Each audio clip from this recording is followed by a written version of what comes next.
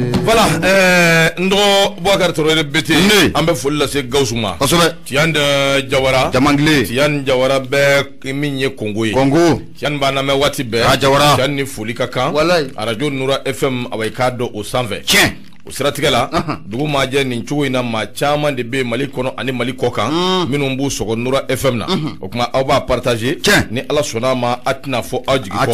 atina fo ajigi ko sabu kuno foni nyuma awekado biddi awma wani ala sonama wala lisirafe awekado nimisa te ala wallahi kama ndo ningira awekado dugu je chuo isa wallahi ambe ala barkada ujara afo masanyi ko ani baraji ani baraji ama barkada okuma kuna funa mbita nayi funi mimbe ni mba aleta mba bo sebe ngono sebe minangwa mako indicateur de renouveau ikamana mangabe kabwa indicateur de renouveau awekado ambe awekado ota indicateur de renouveau minye y dumbia awekado alede kumambe akono okuma limana ukusigi kanye sabu ler kelem bonyongo sa ni wati na fuka tase 11h30 ma ambe nyogombulu okuma na sa ukusigi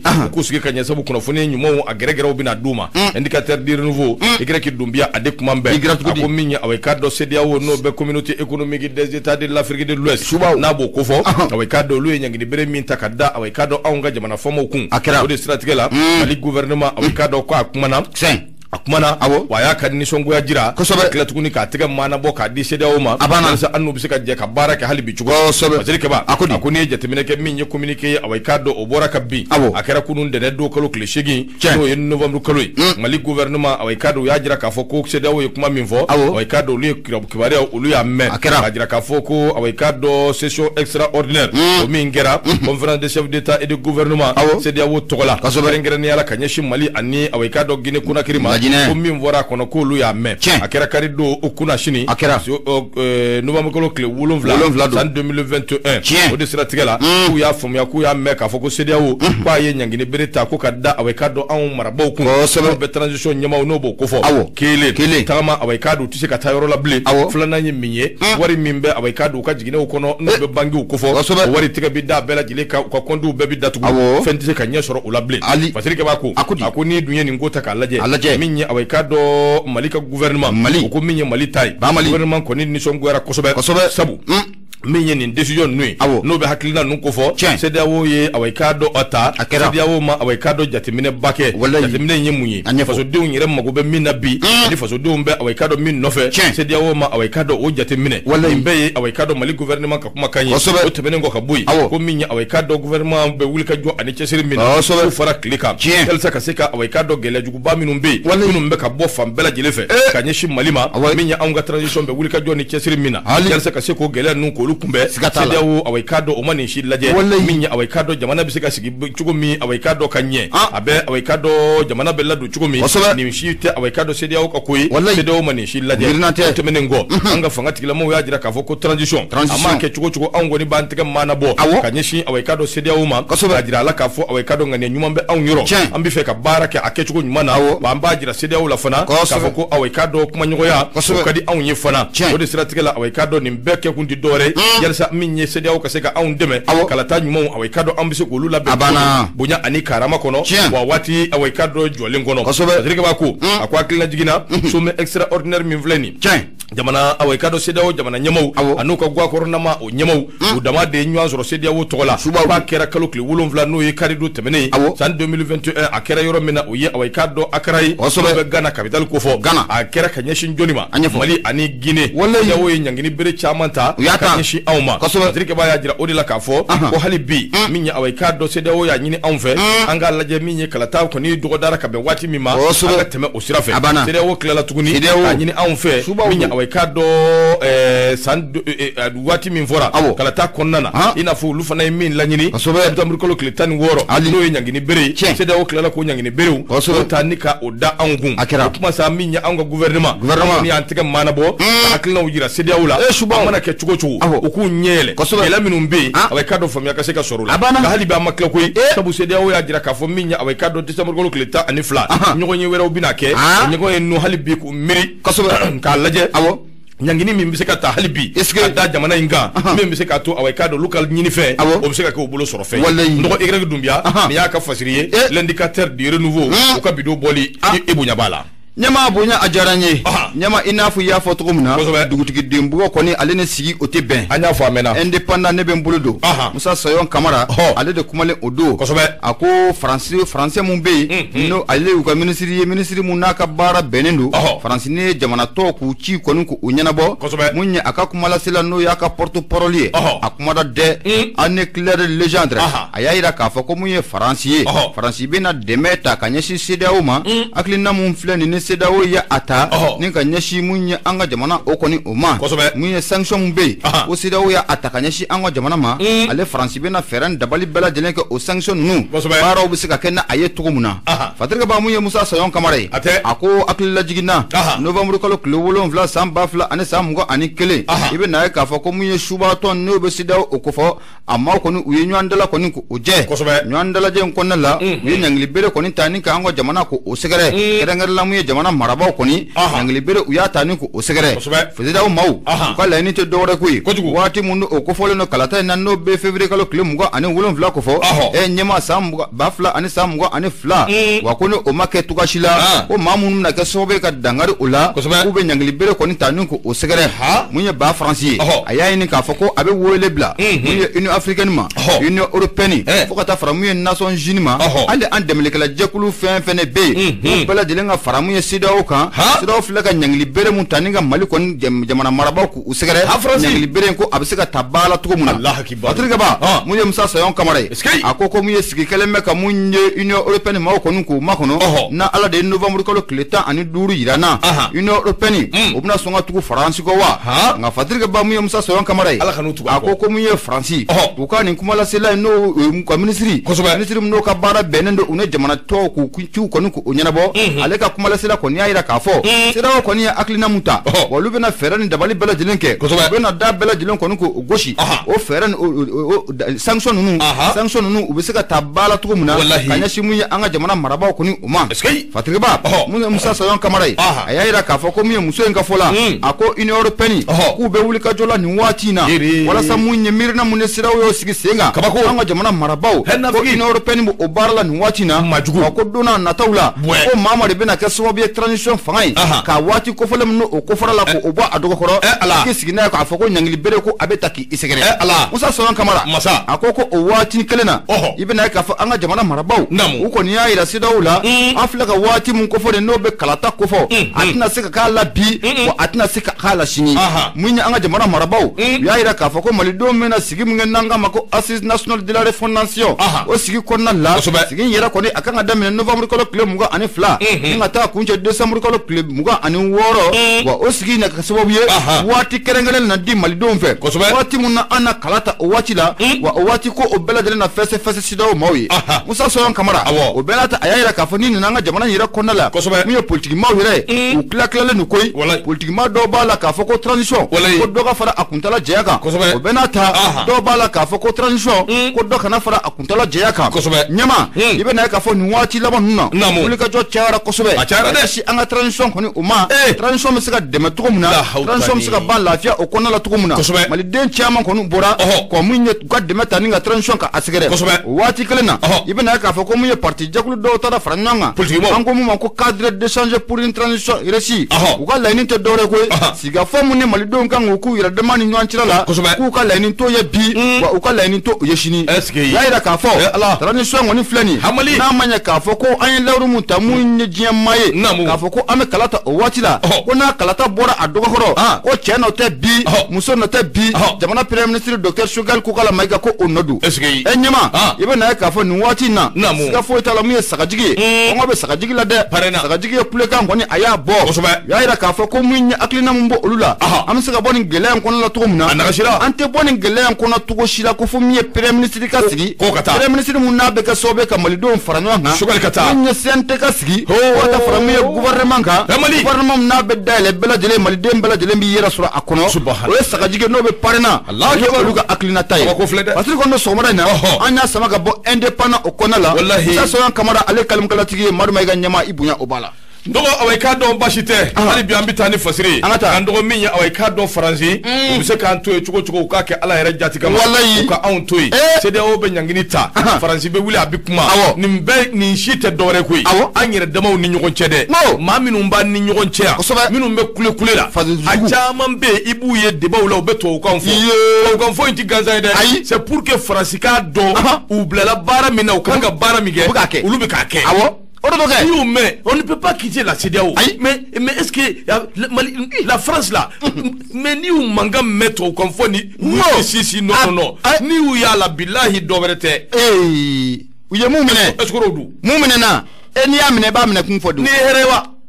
Moi il a besoin que jouer façon ma. Il a intérêt comment? Il est quel kama dron? Sugal bita sisa. Mba wera bina sigi ça revient à la même chose. Autant blâmer à gala kelen qu'on a. Ça revient ma tiki c'est élection organisée kalona ni ngono. O baké tuji. Bon maintenant pour que ka organiser ati ngon deme aka ke kumba kele wa. Mais karsa ti fait ka karsa di. Anti fait ka karsa di ye. Anti mais non c'est pas possible. Moko chendo ganze kana de. Mali nyanna de. Wati sira mali do na ma ko fomba e dongli min daire la. Wallahi adama kanga adama la. Wati sira mali do ngali lati fali. Est-ce que wallahi. Mandel loba la ni fon fle nou be kule la nou wuli la be be sunjata de ta misalia babemba nous wuli la be bi babemba de ta misalia la mais ces gens là ils ont accepté de mourir ou sona sayama ou fasoy ou sona sayama et mimbi sigi ki da pele non bi kuma so e be joajuru abada bi kumba soro male meloti de kumba la jolo ko jande be du kana isena sama katani to bu nu fe obike mais ulu yera fa e kama e ko ke chonke yera fa e kama e ka shini ide oni mode on kama yera ta mais kama ko do ne yera ta fanya do atadro mo ko nyama anta do ameklan ko na wati ga wati na sira mali don ku nyele wati na sira mali don ga politique manu ku fania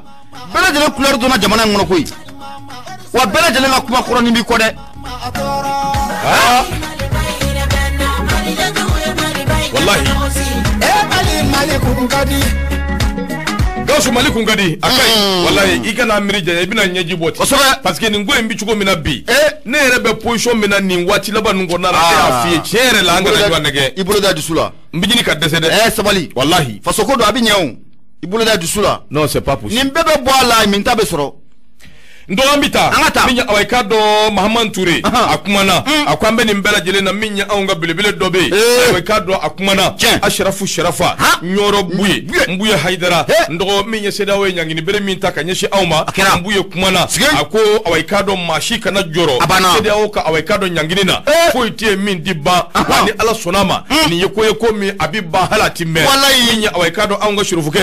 koro mbuye haidara ayajira awai do ajenyogo ni awai do akanubaula ina fo awaikado abitoka wulika jo minunge akuma udabo akode siratikela minya awaikado nyorombuye akumana kerengere ni ala communauté économique des états de l'Afrique de l'Ouest uluye awaikado nyangini minta kamali segere kari do temene we kumana e message mindi ay malien be wele malien be awaikado kanga wulika joke anga na so awaikado sedia o kala nyini anabe minu nofe anga su made afo ko ambi kala taw ke jagoya février kalo 2022 atise ka chikando akwanga na suma ako awaikado luba nyini awaikado amidoni mina iko bi minya awaikado anye ina fulu min la nyini korole so don ambela jerele anga faranyonga sabu awaikado fangaye awaikado aunde tai minu bi fangana bi anga faranyonga angu deme akado dakelen fe na kabo dakelen fe ukana awaikado wulika joke ka fokubi kala taw labe gara kononana andeu awaikado minu bi fangana bi ambu deme inison nous pour les soutenir anga faranyonga yalsa awaikado anga se ku deme pasirike ba ko halibi ako minya awaikado mbuye aya nyini anga awaikado anyini jamana awaikado tofe minya awaikado mali ukalaje toro mimbe aundala kela mimbe aundala ko laje ukana awaikado ake yera sokuke kala ke awaikado tanyini ku jija kaundeme ambe be min nofe benga na anga jamana kono ukande mo sirafe ambe lakana min nofe ukana aunga jamana kono ukande me osirafe nyoro buya halibi awaikado kafo alika kuma ka ngonnana minya awaikado be ani kilinya o nali de biseka ke sobuye ube kalata minu nofe kalata obiseka ka labɛn a ko Mali bilama away ka dɔn anw ka jamana fantan ni naani bɛɛ fɛ ko bɛ away ka dɔn lakana la o bɛ se ka kɛ sababu ye kalataw bɛ se ka labɛn Nbuye y'a jira k'a fɔ away ka dɔn jamanaden mana kɛ cogo cogo i jija i ka k'i ka jamana fɛ min ye away ka dɔn Ɲɔrɔ Nbuye a ko an ti jɛn n'a ye cogo si la an ka jagoya k'an tɛgɛw tɔnɔmi k'u danko yɛrɛsago kɛ a se ka kɛ away ka dɔn anw ka jamana a ko away ka dɔn an ti jɛ cogo si la k'an yɛrɛ majigi k'an yɛrɛ suulu away ka dɔn maa dɔw ye a ko embargo tɛ dɛ Mali yɛrɛ n'a ka di u k'a dafa away ka dɔn bɛɛ ka sabali bɛɛ ka se i yɛrɛ la ni Ala sɔnna ma away ka dɔn ko away ka dɔn k'u bi ɲɛ Nbuye a ko ale ye maaw ye jamana in kɔnɔna na away ka dɔn kɛra ale ka waati la maa minnu bɛ yalisiw ka balo jiriden dama o de b'u balo min ye away ka dɔn nakɔfɛnw o de b'u balo ale ye maaw ye minnu ye away ka dɔn bagangolow don ka se ka e bila i bɛ minɛn min kɔnɔ bi yalisa e ka se k'o kɛ o mun dun na e ti ka sɔn away ka dɔn ka ko dɔw muɲu yalisa e sini ma sini o bɛ se ka ɲɛ cogo min a ko away ka dɔn maa si kana jɔrɔ min ye away ka dɔn embargo ko in k'a ka kɛ ten an ka se ka lafiya k'ale b'a ɲini dirigeants fɛ n'o ye ɲɛmaaw ye u kana reculer dɛ Asimi Sogɛl Asimi Buye ka kangarida ka don i kana sigi kɔ dɛ Sogɛl Buye ka kangarida ka don a banna a k'aw kana reculer dɛ a kana segin a kɔ dɛ reculer pas même hali para ɲɛ kelen a kana kɛ kɔfɛ a kana segin kɔfɛ a banna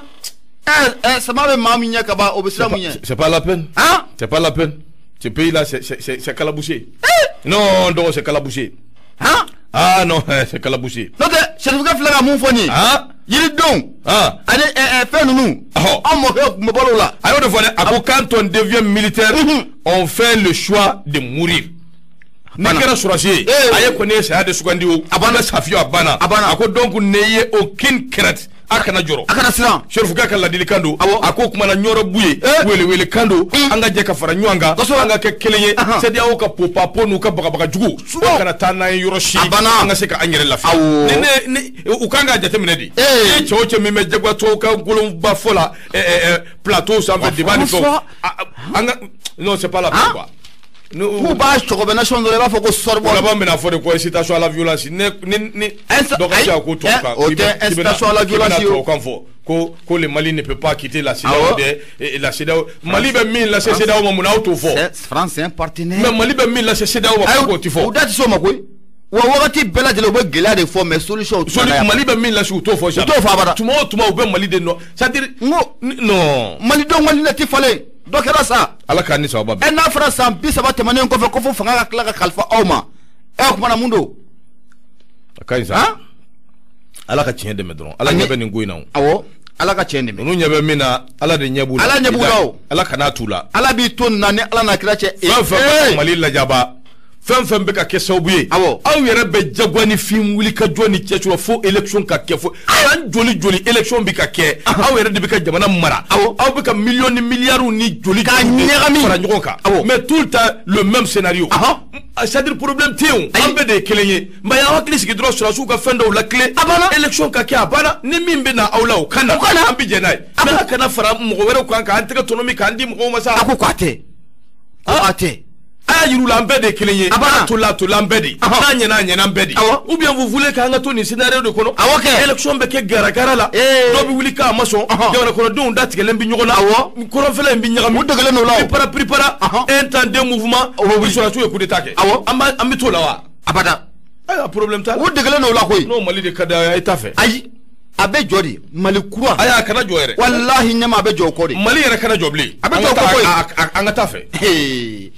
indépendant akodi radio ye Noura Fm ye 94.4 mururu 5 wa an ka nɛgɛjuru sira 76 33 43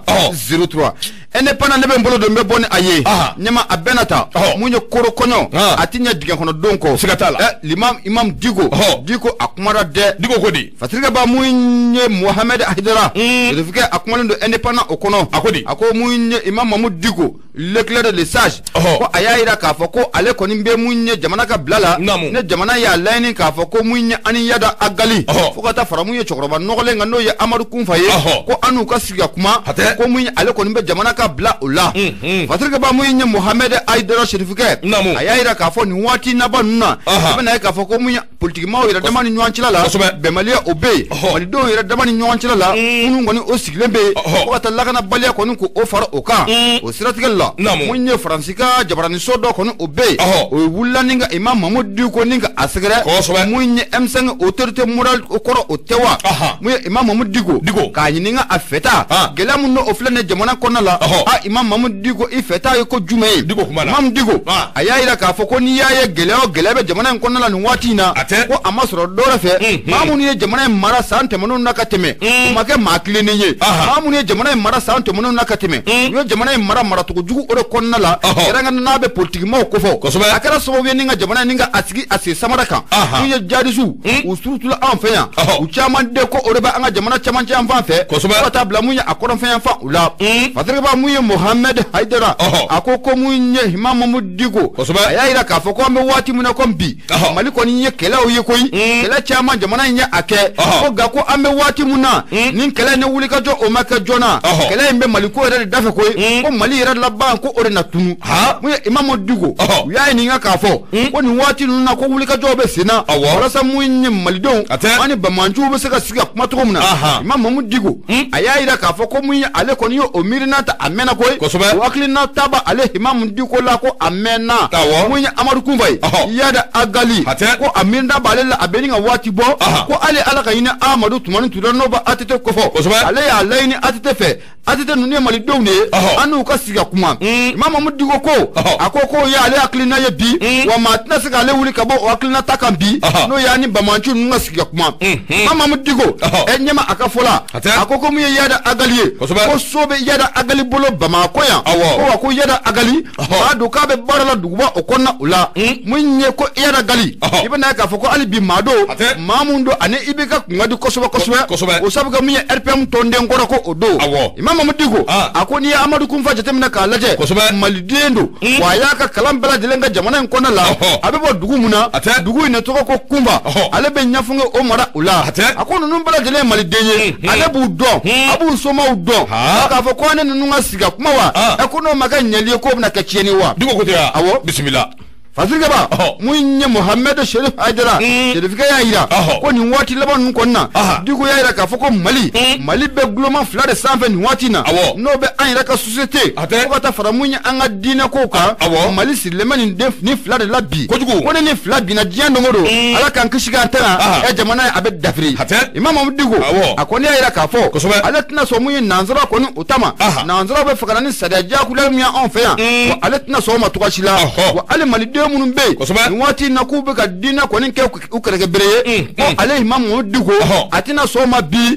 atina so ma sini ko bela de na be sigi amara su batri anu nyancila la abela de dina nyama sa e ko nin kai ne ba fo ko ni mai bela de na ni ka daluye na dalu gosira nwana ka laje e mamu no ka dalu sisneno e nyama ko be seba ya ko ko osro kuma kan Imam Mamadou alibi ayira ka fo ale ko ni ngadele lendo su le bela de ndale lendo malido ni wole blala ale Imam Mamadou wambo ati wo wati ka foko akata ni siga fola ya ko dalele no bela jilin fasido so mara na anya sama ka bo indépendant okona la Mohamed Aidara Sherifike ale kalim kala tike bunya bala ndo aramata dumbi anga fuli baye ko ni away kado Caire d'Afrique ale kuma min voni ni mfana bil hakiye ni ngagrinde Caire d'Afrique nyedu de ako ya dagali c'est malien mais qui tue les militaires maliens o fana tiede o tiede ka envadi anga sura su bi fa abeka envadi tiede de civilité toy ka kuma kan ye tiede ndo mani me si ma labolike ndo mbi facilita mumbe soir de bomoko iklo daele nya daele ikado ka fo minye mali koronvela ndogo buguna tige wera ubeka dide aunga kele alibiwa koronve kele buguna tige wera beka nade Nazrakadou le directeur des services secrets algériens rencontre le chef du groupe Jessim Yad Agali à Tizawaten. O te kibara dumai. Ne te kibara dumai. Ndoko nyama ne te kibara dumai. Aiwa flene de ni mai. Kibara mbitande. Ni mai ne. ako minya awayka do service secret min be na kadi amba fu ka sécurité d'état ala ka mali fana tewa Algérie togola ko awayka do akanyama dobe ko ni yada galiye nyoye ko ka kera yorola yoro min na bi wele ko tinza waten la ya jira soirde bongo ko alle de ni mfasiri aya jira ka fo minye kuna funi di jonjon soro siraw fe ka jira la ka fo kerengeren yala Sahel intelligent sur l'eau de fait ako directeur général min be no ye directeur général adjoint service de renseignement algérien donc a foko ayi wulika joke kalo klinani no ye novembre kolo angoro 2021 ndoko kika do atara tinza waten rengere nela minye mali korovela inve ne yoro ina sa kwa yira ka foko abina fani mado enyoye mbe yada agali mimbo kofo yada gali ni ale kofo ibe awayka do groupe terrorisme mimbe no be groupe de soutien à l'islam et aux musulmans jesum ibo kofo oye al-Qaïda awayka do okabulo fara doy ndoko ni ngomi mfle ni nguna foni amandi de ni nguna foni amandi de jando nyerela o korotoko kai awo ndoko ko ni nyogo yemi mfle ni ina fa soro la kuna foni disra fe choko ako chi de ngere no de wulika joke wati temeno na awayka do Algérie togola ulu de do kun dama uke o bitinza waten awayka do bakani ngoyi ubali meme se ka to yada gali anuka ni njey awayka do Algérie togola se ka nyoanye chuko mi ako ni ngoyi bela jerele alla bena maminu ve oye Algérie ka yera de koy wa ikado ka fo nyoye kwa akera yoro la yoro mimbe na bi wele ko tinza waten lernani do de ke awayka be kunyogon kuma nyoya o ka nyogon kuma yel nyoy ko ya awayka do fenja mam batterie nyonje kerengere ne yala nanzara ka mimbe notamment le renforcement de l'occupation de tout le nord du Mali par le régime.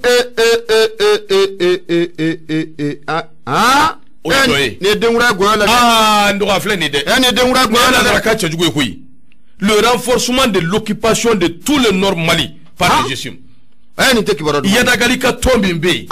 o kaseka chari Mali koronvela befe Mali koronvela bemene awo kakutai Algérien o ka chei ka ani yadagali o fofolo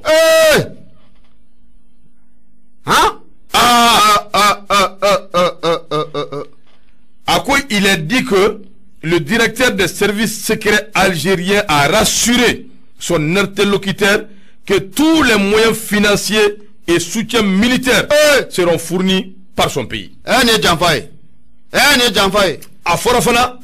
ko Algérien o kanin chain aya fo yada galier ni ko nafolo mbo dima ni ko surasi Algérie bo dama la kana ko sirafe Algérie bo dama be garantie Algérie fait ne jamfay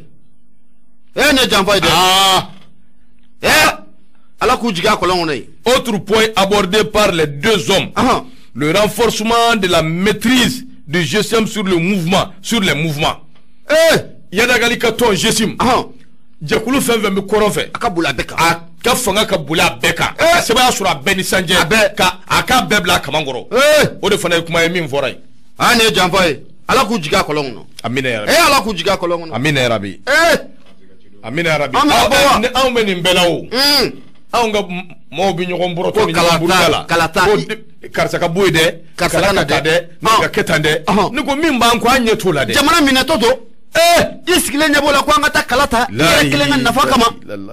election ajomba la bi mu meseka ta campagne ko dula ajomba la bi ako les deux auraient également convenu qu'aucune solution ni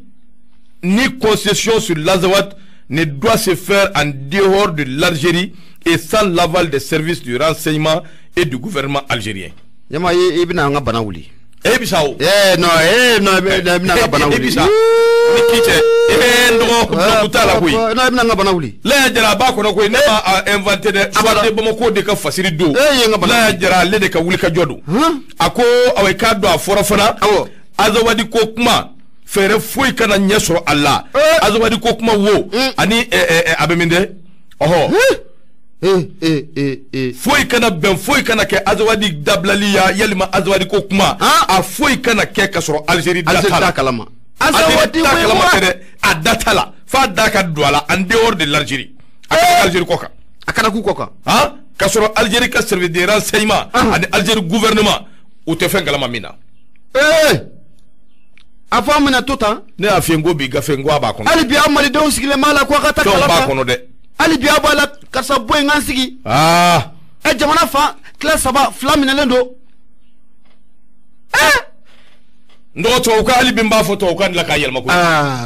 Les visiteurs auraient également insisté sur le fait que le Sahara doit être sous l'autorité et le contrôle du GSIM. Sahara anga koronvelay akanga ke maminga marakonana o de GSIM Yad Agali en assurant un appui total de l'Algérie à Yad Agali pour sa protection et celle de son groupe et ses hommes. Algérie n'embefo kakla ka yira Yad Agali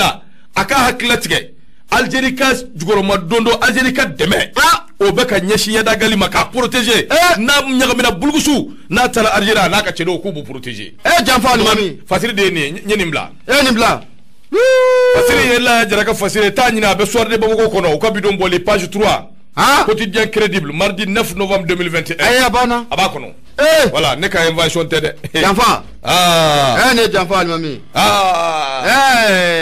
de de nongoni masay est-ce que ala ku jiga kolongono wallahi ala ku jiga kolongono ya rabbi ala ku jiga kolongono sigatala abinye o bela faso de duguro siglembe ko ngata élection e da sigata campagne giga dugula jamana classe saba flamne lendo ne rekati ali bi bala ko karsa ko boy ngansigi baba dama kaka kala ne rekati nyere kuna randau parce que mais bi ne ma foi fomi abi gafe na vraiment mais abinye c'est-à-dire c'est comme nyama jamfa foi te nu yo tiga jamana ngono ku majiga kono yi jamana mbe ma bariga mawde bolo koy jamana ma bariga mawde dale ma dugu ko jugoro wa albi ma bariga maw ba sanfe ni ndo ku nyere kabiri kunu fo bi ça va pas ne ça va pas kunu wa kabiri daga suka sabaga ko wula mama lafiya kabo wachi era ko ni ma lafiya bas kabo yo fieta fa yi c'est vraiment compliqué ay ni shita gele kuy gele mi ayere dama de selembe ka be ngode yakoy o de ne ka gele suno ni tew ni popa po ni benu nunu tew wa mina mu fiena ayere dama de bomo ube fendo fa bi bo ayere de fe ko ni koko pere la basa bi do afe bon an de be ka nga ko ayere de be ka pere aya pere bon c'est ça le problème wa nyame na mo mi fiena to problème nere moi je ne suis pas contre les politiciens pour ni be politiciens yi mais ne ka problème mi c'est-à-dire adjema bon la vie continue. Un bout de temps. Nous commis aka aya fouye bay. Problème ta la sangele sanvla. Abana ke chugo chugo. Dondo biso abibon. Ni dale nu yera. Voilà. Donc ayo mais pourquoi vouloir précipiter? Pourquoi vouloir take autonomie? Faut qu'a fait bon ode ne ka problème quoi. Wa mena mu fiena. So jamana tika taka politicien to de ayana nyogo nega ko fana fo nyogo de. Atita kuto de. Kosobe. Ni démocratie fanga ko fo. Ko fo ni mo lu fo. Ibe politiquement ko fo. Sikatala. Kosobe. Mais en position mina on est très mal placé pour que kanga jamana to ko CEDEAO ni réalité min ba ko ande bado e mi me kule la ko e balima do de la ka sa ali ko fe kele na wa ashi ou de la ka te ka ma do kandige ma ko fe kele na wa amake mi kele ne kuma li fi hali odongo angoro ndoke fa kele mbakele adu la korla akera marfa babolo be abi yoro mina abi jamana chamanja bulo fe bi abe ka mali defa sigatala atali kalobo abora ukela du yubla kata utara bo no suguya be jamana mingono toi tu es assis ici kuma chama ni popa ko ni jamana bitami abinye ibolo la dusula abinye akai sabali akai ka sabali akai abinye na meta miseo ngambuyo enyamena o te badeni de imana wa muna mu fi na nyema kalabanchi alete wuli de suno bagato wuli ka din kalabanchi suno gele mu me jamana ngono ubebado mais mu yes no ko bagato wuli kadin kalabanci alati wuli abada mu yes so de mako ne be mbolo do na aye ndoko shali na ke away kado algérien do e wen gali do wajmendi ako désolé ko mais que je comprends rien que vous dites quoi sur l'Algérie merci nderge ce qu'on dit sur l'Algérie la mikla ka nyefi ni do na nga inbox ko na mba nyefi ni ala sonama ko quelqu'un peut m'expliquer s'il vous plaît allez afana ba sura be jemu kay laje de ti Algérie ka de do mais ma famia ko nya ba ka jamana to ko la nga ma famia radio ye Noura Fm ye bi kono to ani nani to min wururu duru la silo ke ka bojila koroju ko mani wurada ala so de bema ko nyama ne be mbolo do me boni aye maimuna dumia faakuli akumale odo ayira ka foko soni muye politique ma do ye anu ujenwan do ko bolo ko ko abna da ukante chaw ya rabbi muye maimuna dumia ye maimuna kodi ayira ka foko abeni nga wati ni bo ni yelela anga bololo sro fe ibe na ka foko ngunu kando ko nimbe ka foko munye fera kun sigleme senga munye fanga yemese ka dafire to muna munye kuna foni oni a 70 koy procureur de la République près le tribunal de la grande instance de la commune Sisi o ko ni ye kuna foni ninka a 70 ka ida ka foko munye labe on kume sina labe mununa be ka sobe ka transition fanga ninka a dafire kuraye ko kiboro sorola munye kabo munye secteur d'état o nyemaya ro ko kiboro ko ni sorola kabo o yoro fatika ba munye maimuna dumia aya ida ka foko malidem bela dilen ko ni o ladoni na ni communiquer na ni communiquer munna abora procureur de la commune Sisi ale yoro aya ida ka foko abe jema ladonia ka ida ka foko munye wulika jokera ka mamine mamungo nanga mako colonel major Kasum Koita ale ancien chef d'état ancien chef de la sécurité d'état est o nyema bat korotewa wati muna badon kume fangala munye ni colonel major Kasum Koita ale de sécurité d'état o nyema baye ko bolo ko adala aka bolo ko fa munye professeur Kalelu Dumia ale te munye badon o ka secrétaire général de la présidence yowa ale fane makore Kalelu bolo adala aka Sandi Ahmed Salum bolo adala aka Isa Samakeni beka mako Jos alias Simo e ko bolo dala Simo o fane kan argent chef Abdoulaye Balo fo ta faramunye commissaire principal de police Moustapha Jakte bolo tala kada ni bela dilen uka o masro doro fa ku kun kala meka labe o sigi senga labe munna be ka sobiye ninga fagan ko ni ka adafri fatrike baga fola ga munye wuli ka jo no ya bla senga kosobe kanunu jondo ka don fo kana don ka fo ku be faga ferere ke ka fanga ko ni ka adafri o masro ma wora ka wuli ka jo fa ko ni colonel Modibo Kone ale ministre ko ra jamana ko no wa me domina ko bi munye agence nationale de la sécurité d'état sécurité il mana ka ka fe munye o kalifale mbe munye colonel Modibo Kone la ale na ka chedo ne wuli ka jo ke asaka ke kana e ka fako labe ku sabatlu nunu bulo ku be faga fanga ko ni ka adafri o stratigalla ibe na ka fo fatirga ba ya ira ka fo mamun be nu te miri nu te tashi jamana yira ko ni miri ki se kele atula abada wira ka na fato strakama ube kare ninga jamana mbela dile ninga abidinga o konna ula muye colonel major Modibo Kone ona le ka wuli ka jokunte ana le kuma saka ke ka wodo wo fe ka laje ko sika fota la ngumero mna ko sangunta sorola wallahi afrika ba maimuna dumia ako wati sira muye jamana nyama no be colonel Hashim Koita anaka service de renseignement mau ukado fara chasirika ne centre kelemula ukake flafo kata bla muye sabala usabuga muye fasu de njugu wulendo fasu de njugu muye malikura muno buka kuma buka fo fasu de njugu te faka malikura metuka shila sanga ni wati bla de na ubefe anga siga anko di ko wati sira ko muye jamana fama ko akaka anaka mau no be service de renseignement ko fo ukado fara chasirika akwai ka lajeke woni yakli bala mu yeseliba do o be faka jamana na fama ka akalla yaye o bolo ko fe ibe na ka fa ko mu wuli ka do chama ne kera wala sa fanga abisika dafri to kumna ga wuli ka do laba ma mu nyoke o de secretary da nyama kroy o colonel major Kasum Koita ana jenwan koni ko sika ko ntala dona na tawla politique mo amunu meni jela nu jenwan bela jele na tuta ne fokiri buna ku kono akanaka fatido so mara na anya samaka bo so de bamako konala maimuna dumia faakuli ale kalam kala tige nyama ibunya obala abana manya na ala kanisa wababe ami ala kanisa wababe ami ay abenyo minye abenye awo kosobe abana kumanya na sa abenyo nyama ngoni mbebo bola mitawo soro wala ndogo bashite hali bi ambita ika do ambisi o de siratika la minye awai ka do kuna funi be ambulu ko kuna funi min nimbata o be bo sebe ngono sebe men nango amako nouvelle horizon o ka bidon boli nyingali tomi awai ka do o de sigile do gestion de la transition nouvelle horizon minye Mahamman Touré do ka do ka fo ale de kumana gestion de la transition ayi nyingali tomi ayo sigi ako yelma awai ka do shugel aka wati labaunde ndiye premier ministre yala wa tomi ko ni asigile do ako ko ni jateminɛ kɛ Choguel Kokala Mayiga a kɛra premier ministre ye décision ba in bɔra away ka dɔ transition ɲɛma ba yɔrɔ k'a yira k'a fɔ ko a ye primature k'a y'o di jɛkulu ma jɛkulu min bɛ n'a bɛ mouvement du 5 juin rassemblement pour le rassemblement des forces patriotiques M5 RFP n'a b'o ko fɔ o de siratigɛ la Choguel kɛ le premier ministre an bɛ donni minɛ i ko bi maa caman de bɛ yen minnu kɔni wulilen don tigima la minnu kɔni bɛ ka away ka dɔ lagosi ani ka dɔ ko sugu bɛɛ ta ka ɲɛsin Choguel sabu a ka jamana maracogo a n'a ka ladoncogo o ye ko ye ko min n'a kɛmɛ k'u kamana guwa ko ne ye jateminɛ kɛ min ye away ka dɔ cadre de parti politique pour une transition reçue i ka dɔn k'a fɔ o min filɛ nin away ka dɔn ale kɔni Choguel ka mara wa daminɛ ka na bi a y'a bɛɛ kɛ finfin a y'a bɛɛ lanɔgɔ o tɛmɛnen kɔ ka bɔ yen parti min bɛ n'o ye away ka dɔn parti pour la renaissance nationale n'o bɛ parrainage ko fɔ ale kɔni y'a jira k'a fɔ min ye away ka dɔn premier ministre min bɛ n'a bɛ maaw fara ɲɔgɔn kan k'a mago b'o de la premier ministre min bɛ maaw lamɛn k'a mago b'o de la min kɔni bɛ disi bɔ n bɛ janga ani waati la gɛri away ka dɔn k'a mago t'o la a ko ni siratigɛ la min ye away ka dɔn Choguel premier ministre min don k'a bɛ fɛ ka Mali away ka dɔn k'a kɛ kɛrɛfɛden ye sabu a bɛ ka gɛlɛya de wuli anw ni away ka dɔn communauté économique des états de l'Afrique de l'Ouest n'a bɛ CEDEAO ko fɔ k'a bɛ ka gɛlɛya de wuli anw n'o cɛ o tɛmɛnen kɔ ka bɔ yen yɛrɛjɛkulu tɔ minnu bɛ yen n'olu bɛ away ka dɔn diɲɛ fan wɛrɛw fɛ away ka dɔn k'a fɔ k'a bɛ ka gɛlɛya de wuli an n'olu ni ɲɔgɔn cɛ sabu Choguel k'a ka away ka dɔn assise min bɛ yen n'o ye sigi ka fɔ ye k'a bɛ fɛ ka min labɛn k'o ye fɛn ye fɛn min ni a wari ka ca kosɛbɛ nɔgɔlimanaw k'a faamuya anw bɛ yan gafe kalan na waati bali waati dɔ bɛ kɛ an b'o hakilina t'a fɔ nka k'a fɔ nin bɛ kalan nin ti kalan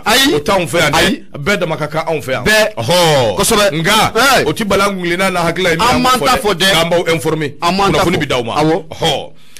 nko de kama min ye away ka dɔn an bɛ donni minɛ i ko bi premier ministre a ka démissionneli away ka dɔn parti politique caman ba bɛ yen nɔfɛ min ye away ka dɔn hali maa dɔw bɛ yen minnu bɔra M5 RFP la olu bɛɛ bɛ away ka dɔn Choguel ka démissionneli away ka dɔn olu bɛɛ lajɛlen u b'o de nɔfɛ a ko n'i ye jateminɛ kɛ san kelen Ibrahim Boubacar Keita ale taara Mali transition a bɛ lonbolanbala de dɔrɔn i b'a fɔ a bɛ lonbolanbaw cogo min Sidikɛba de y'a fɔ min ye away ka dɔn Nouvelle Horizon kɔnɔ a y'a jira k'a fɔ min ye away ka dɔn nin ko in jɔn ko ala a t'i ka faamuya cogo si la sabu jamana in bila ma hali da dumuni fɛnw i ka dɔn k'a fɔ olu kɛn bɛ fɛn ye fɛn min n'a sɔngɔ ka ca kosɛbɛ a ko si tɛ se ka ɲɛfɔ a ko nin siratigɛ la CEDEAO fana kelen bɛ ka ɲangini ta ne ka anw sɛgɛrɛ ko n'i ye nin ko bɛɛ lajɛ k'a fara ɲɔgɔn kan parti politique caman bɛ yen minnu kɔni y'a jira k'a fɔ nin ko in gɛlɛya cɛ tɛ muso tɛ maa min ka baara don ko Choguel Kokala Mayiga i ka dɔn ko ale de don i ka dɔn kabini Choguel nana ko a kɛn bɛ ka away ka dɔn ko bɛɛ ta k'a bila a yɛrɛ kamankɔrɔ k'a kɛ away ka dɔn tɔgɔ ɲini ye a ko e k'a lajɛ nin ko in daminɛna ndɔgɔ parti politique welela bɛɛ ka na min ye away ka dɔn jamana bɛ se ka bɔ nɔgɔ la cogo min gouvernement o bɛ se ka sigi cogo min an bɛ ka segin n'i ye kɔ de Basiri ye min fɔ a k'o kɛra waati min min ye away ka dɔn parti politique dɔw bɛ yen olu tun bɛ k'u ka CVw labɛn waati min dɔw yɛrɛ y'u ka mobili ta k'u bɛna taa don gouvernement na u ka CVw b'u bolo u bɛna taa waati min o waati kelen na u bɛ radios kɛrɛfɛ u tulo b'a la Choguel bɛ ka gouvernement away ka ji suru la ɲɔ la ɲama la sagajigi kulela ko ayi n ko n bɛ min f'i ye ko in ti kɛ gansan ko ye walahi gansan tɛ i m'a ye k'u ka gouvernement d'union nationale ko en effet des partis politiques qui avaient été invités à apporter leur CV ont découvert la liste des membres du gouvernement alors qu'ils étaient en cours de chemin pour le dépôt de aya fa denw ɲɛna muso ɲɛna jamana a bɛna kalifa ma tuguni u ka dossier labɛn k'u bɛ taa n'o ye est ce que dɔw sera ka mobili boli parce que yɛrɛ Choguel lisi bɔra dɔw yɛrɛ ma se ka mobili boli parce que ba ko a ko ka bɔ waati awɔ i y'a gɛlɛyara dɛ sagajigi kulela wa lafiya yɔrɔ ye min ye gafe kalan kun fɔlɔ bureau kɔnɔ n yɛlɛla de o de ye n ka yɛlɛba n'o tɛ nin yɔrɔ ye kɔnɔdimi ko yɛlɛko da don sagadi ɲɛma n k'u kulela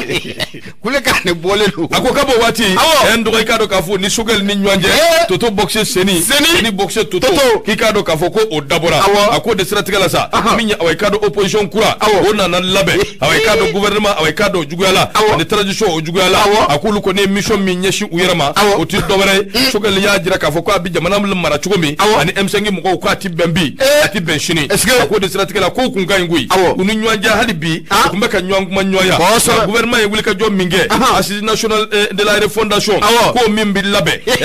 ko tɛ se ka kɛ cogo si la sabu k'u mago t'o la ko min ye away ka dɔn wari ka ca a bɛ 2 milliards k'i ka dɔn k'a bɛ o la min joué n'aw ka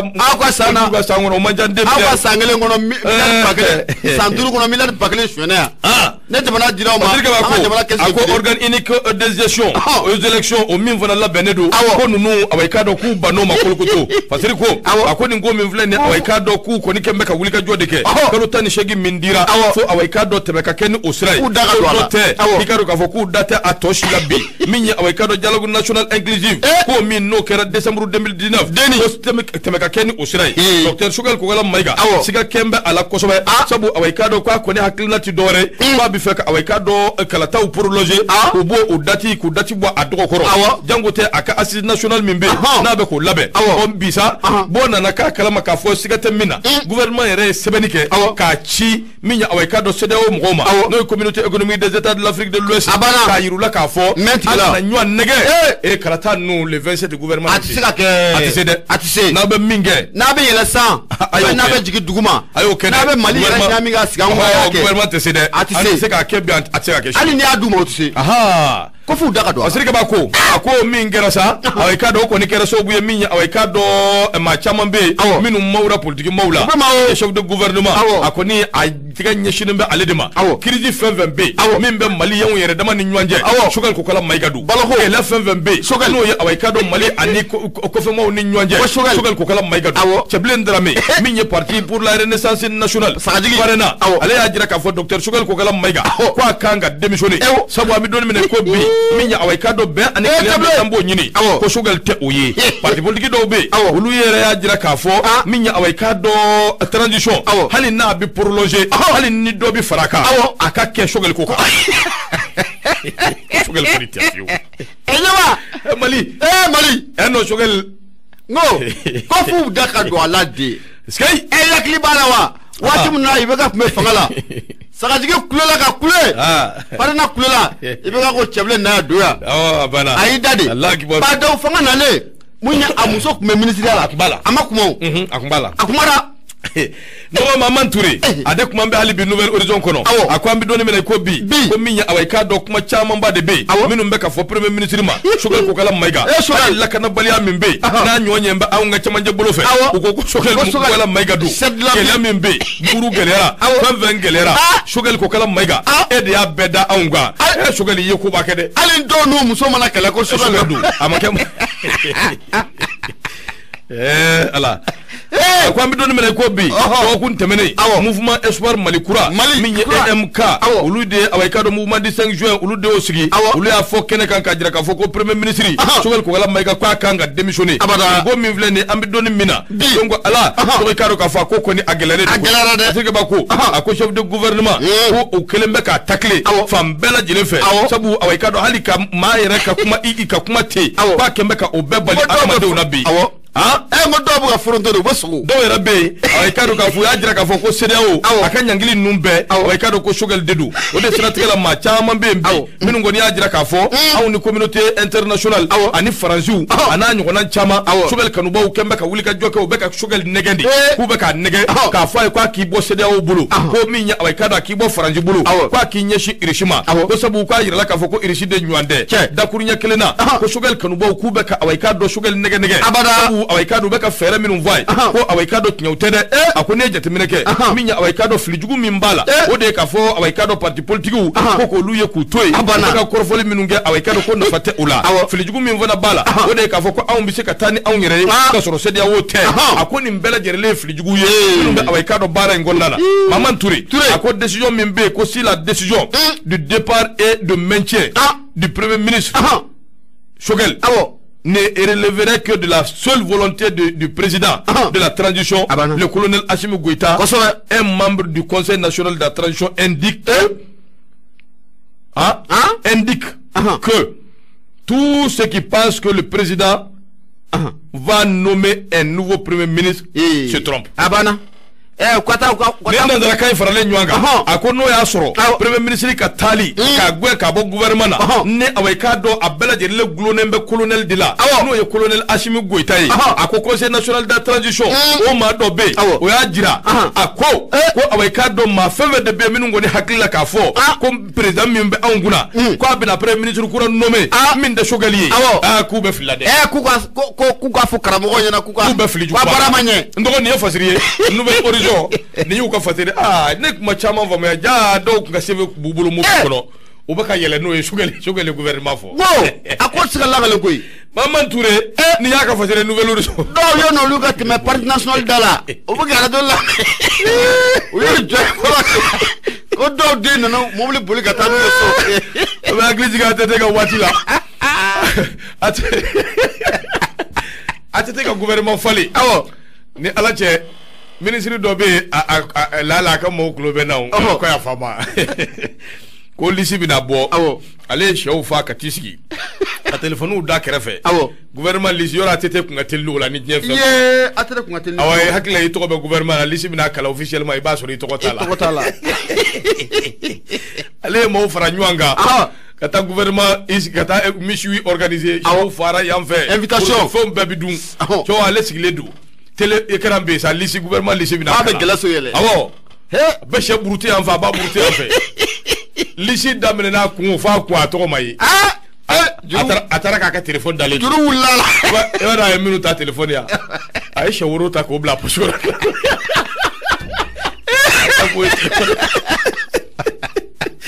a ye sɛ woro bila poche kɔnɔ a n'o taara a n'o bɔra kɛnɛma ko he ala k'a ni sababa bɛɛ a ɲɛma de ko e ma tatu la koyi non jɔyɔrɔ ko la hawla politique ma ka jɔyɔrɔ ko la hawla ngo e ɲɛma politique ma ka jɔyɔrɔ ko astafurulayi non b'a f'i gafe yɛrɛ bɛ ɲini ka basa ko a ma basa o ta o ye jumɛn ye politique ma jumɛn de b'i bolo bi taa ka ɲi de wa non ay na ɲɛma mun bɛ bolo ka ta e bɛ nin fana ka filɛ ka ɲɛji bɔ ni yɛlɛ ye o politique ma tɛ maa filɛ maa ye koyi ale kelen ta dɔrɔn a banna ale kelen ka ta ala k'a ni sababa bɛɛ n dɔgɔ a k'a dɔn yan'an ka taa sa i ye min fɔ n b'o kɛ teliya la min ye Abdramane Diko ale de kuma n bɛ a kuma n bɛ a k'a dɔn fasiri kɔnɔ n'o bɛ Mali Tribune n'a b'o ko fɔ a ko tentative de coup d'état i bɔra k'i da don min na ni n ye gafe dɔ in ta a ko min ye a k'a dɔn bandaw ka féticheur ye mun ye di soma wa jumɛn di soma don a ka soma soma bɛ bandaw bolo wa ko bandaw ka soma a k'a dɔn k'a cɔmina maa min tun bɛ fɛ ka coup d'état kɛ ko bandaw ka somakɛ dɔ bɛ yen k'o b'a la ne m'a fɔ koyi cɛkɔrɔba ye senyɛrɛ nin na ne tɛ fɛn inventé koyi a bɛ fasiriw de kɔnɔ tentative de coup d'état les féticheurs de bandaw parmi les accusés yɔrɔ ne ma fɛn fɔ bandaw k'e bɔ foro kɔnɔ ka na e ye Simo wele an ka ma fasiri a k'a dɔn min ye a somɔgɔw u caman bɛ yen olu kɔni y'a jira k'a fɔ ko nin cɛ in ko dɔw de y'an daraki a k'a dɔn ni ka tunu n'a ye nka min ye procureur n'a bɛ commune a k'a dɔn Sisi kunna n'o bɛ Isa Samake ko fɔ n'a bɛ commune Sisi kunna ale y'a jira k'a fɔ Isa Samake ni a k'a dɔn o ko a ma ko jɔsi ko bolonkɔnɔni sini b'a ma sabu maa dɔw bɛ yen u ye jɛkulu dɔ former olu tun bɛ fɛ ka a k'a dɔn tiɲɛniw de kɛ a k'a dɔn ka ɲɛsin jamana ma o tuma ale ni a k'a dɔn a jɛɲɔgɔn maa duuru olu kɔni minɛna o maa duuru in na sécurité d'état a k'a dɔn o ɲɛmakɔrɔ n'o ye a k'a dɔn o ɲɛmakɔrɔ a k'a dɔn Kalilu ale tun bɛ a la a ko n'i y'a jateminɛ Fara Guara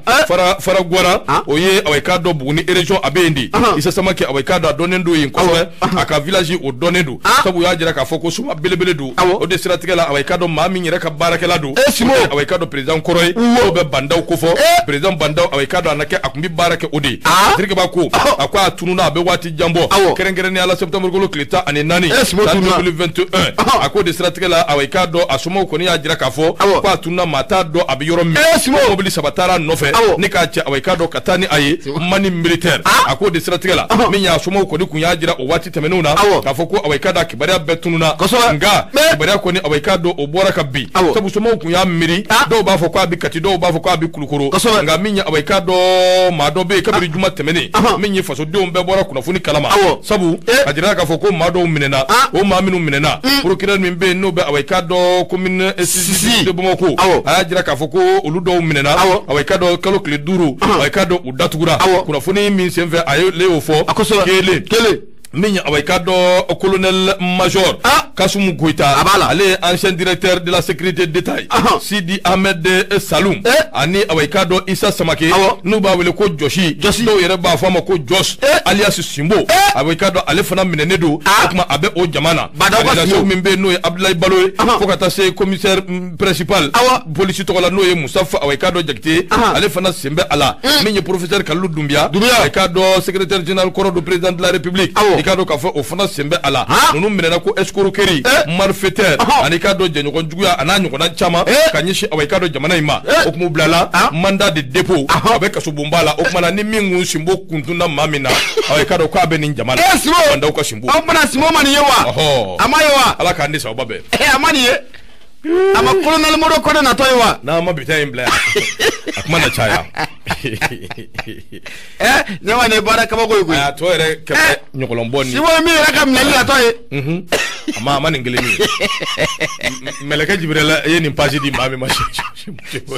smote planet klina simbo mani ala ka je kadaba simbo mani aywa bashite yana ngata meni ngalantilera to minye awekado kanam ngoka awekado wulika joyeniye caisse nationale d'assurance maladie no be kanam kofo ukuba da awekado bela jile kluka minu be assurer ledo na be assurance maladie obligatoire nanga mako amu na bo kofo ukanga wulika joke katuka ere enroulement ikado biométrique katoke minya awekado sabu ukanga wulika joke katoke kerengere ala demiseni minu be minu shibi sanda ani makoro minu be minu shibe sambi wulonvla awekado jatila ako awekado ni wulika jo minu fleni abike so wi uka prise en charge awekado okobe no ya chugumi nu ye awekado hakli tula ni janto ko bisika no ya chugumi ako mi demisenu ye minu shiye santaye uka empreinte nu yo bolongono ni awekado kanga ta otali jagwa makoro minu be minu shibe sambi wulonvla ana kungamfena ni awekado do be ulu desele do jango te ka foko be te ko nyena bo nun koni carte de beduma awekado kasoro bolongono ni temina buka ko bela jele oba annoya ako kuma na nyinnendo ma fenfenfe minu ba do ka foko isembe awekado ni nguina ikijija chukusuku bela jele ni ya awekado INPC mai aruluma ab INPC la minu be INPC tokola mi CMSS minu asirlendo o tokola ani kanam yere minu fana be awekado minu be ta empreinte ta ko be ke kanamna caisse nationale d'assurance maladie kikado ka foko dambala ka fo famel ko nyuma bebe awekado osoro ni nguina yere assurer amula minya awekado ise ni damayira mi awekado ibo dedi bani ala sonama ibita ni iyere mogobe awekado kenya siraminuna ka be fo ka be walimando kanam ka awekado